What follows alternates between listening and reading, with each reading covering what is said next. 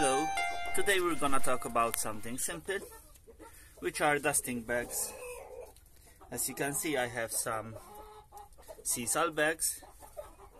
These are filled with yellow sulfur, which is an organic thing, and this is used in poultry to reduce the chance of mites. When the chickens go in, they touch it and and then it dusts away in the air, and obviously it will fall a bit on the chickens.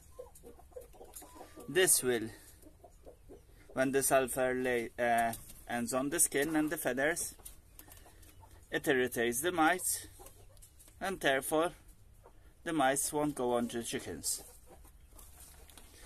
The mites will slowly, if this is done in a right way, if this is done correctly, the mites will in the end die because they won't have blood to drink or eat.